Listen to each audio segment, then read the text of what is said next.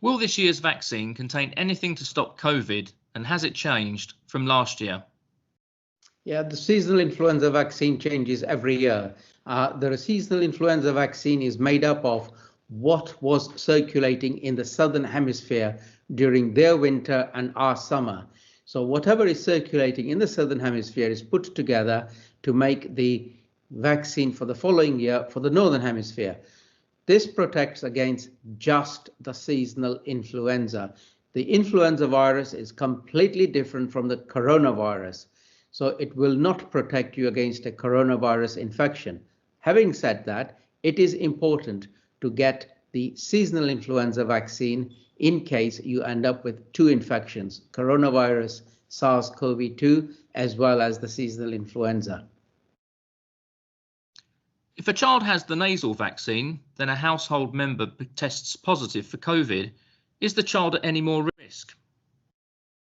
No, not at all. Why should there be? One is protecting against influenza and the other one is a SARS-CoV-2 infection. The two are different. Of course, what you don't want is to end up, unfortunately, with two infections. Do children that have the nasal vaccine need to stay away from people that are immunocompromised? And if so, how long? No, these children are immunized with an attenuated vaccine. What I mean by attenuated is the virus has been denatured and it's not as tough and strong and infectious disease causing as the real thing. So you are immunized and that's that. No further actions required. Can you explain what risk is posed by shedding and why children get the spray rather than an injection? So the idea of shedding is basically somebody who has been infected, is infectious, and is releasing infectious particles from their nose and mouth secretions. That's shedding. With respect to which route to take to give children their immunization, the live attenuated vaccine has got the best immunogenicity. What does all that mean? It means that it produces the best immune responses in that age group, and therefore we opt for that type of vaccine in that particular age group. Is it only one form of flu it prevents, and is it linked to Guillain-Barré syndrome?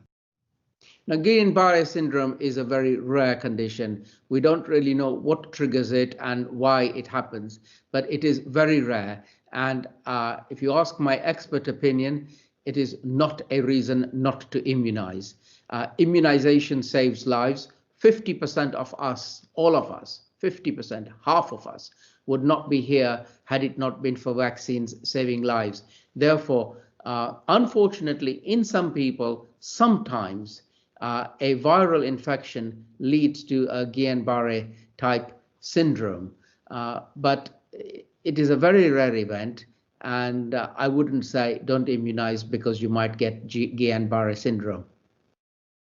Is it fair to say risks and benefits of flu vaccinations, as with all other medications and vaccines, are not a one-size-fits-all situation? In the majority of cases, the large majority of cases, very helpful, protective, and beneficial. So answers to questions that say it's safe, etc., may not necessarily be true for all, and some children do become quite ill afterwards, particularly in the case of nasal spray versus injection. And why do you think this is the case? Most children do not become ill post-immunization. Most children have no side effects. They fare very well, and it is a good thing to do, and it protects them as well as their parents back home. So the idea that immunizing and therefore the children get ill is a fallacy. Majority of children, a large majority of children, have no side effects from the vaccination. What if the child has never had the flu spray before? Is this a different or stronger dose? No, not at all. Personally, if you ask me, it is good to be immunized, and it is good to be immunized forever, every year. You build up immunity and you build up cross immunity. And we have enough empirical evidence to show that people are protected, and they are protected cross crosswise as well. In other words, on the rare occasion in 1 year when the vaccine has been not the right match for the virus in circulation, the cross immunity or the cross vaccinations that you had many years ago, several times, appear to provide some protection. Is there a risk of catching flu from a child who has had the nasal spray due to the shedding? No. So many people say their kids are really ill after having the spray. Is this just a coincidence, or is it because it's a live vaccine, so that some children may develop flu? Or is it that the flu spray can make them more susceptible to other germs, maybe because their immune system is busy fighting the flu spray? Now, look, let me put it in very short, simple measures for you. Whenever we immunize, your body recognizes the vaccine. And as a result of recognizing it, it mounts an immune response. And that immune response is the bit that makes you feel unwell after you've had the vaccine. But usually that unwellness is a limited illness. It makes you feel out of sorts, maybe for a day or so. Maybe you have a little bit of red swelling around your arm if you had the injection. But these are pretty mild, self-limiting signs and symptoms compared to the real infection if you were to get it. Therefore, if you are comparing, the disbenefits of having a vaccine compared to the many benefits of it protecting you, there is a huge benefit from being immunized. Is this an RNA vaccine, and how does your body become immune if the vaccine isn't live? The influenza virus is an RNA. So of course this is an RNA vaccine. And what we want to do is prime your body to recognize viral proteins. So usually what we want to do is make the body get sensitized to the hemagglutinin, which is a spike on the surface of the virus, and the neuroamidase, which is also a spike on the virus. So those proteins your body recognizes as foreign, as alien, and it says, I know you, you are part of that influenza virus. And it makes memory cells and it makes antibodies from those memory cells were it to encounter the real virus as a cause of an infection. So that's how immunization and immunity works. I have a baby, 4 months old, and nearly a 4-year-old. Is there a risk to the baby if my 4-year-old has had spray due to the shedding? No.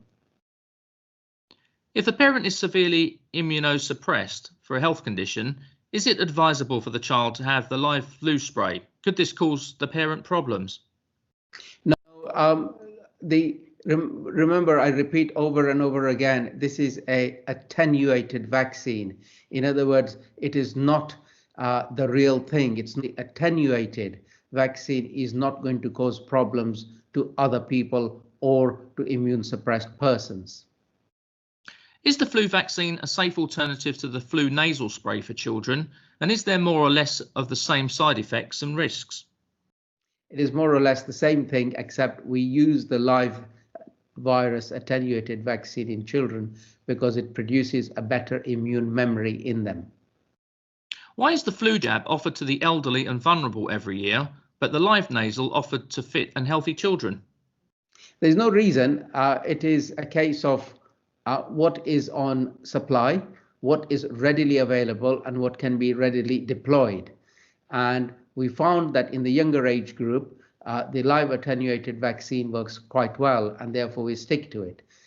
It may be in years to come that we find that the live attenuated vaccine also produces a better immune response in the elderly. And if that is the case, we may later on switch to giving them a live attenuated vaccine in time to come.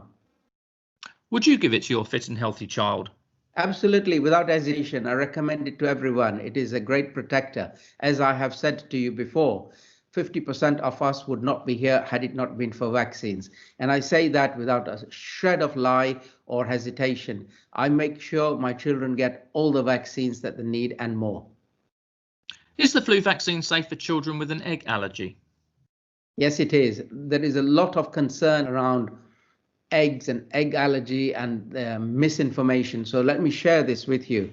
Whilst it is made on chick embryo cells, the virus is grown on chick embryo cells, and then it is harvested from there, it is purified, it's refined, and then it is finally put together. And by the time the vaccine is made, the element of egg is virtually not there in the vaccine. All it was raised on egg embryos, but it doesn't mean it has egg protein in it at all.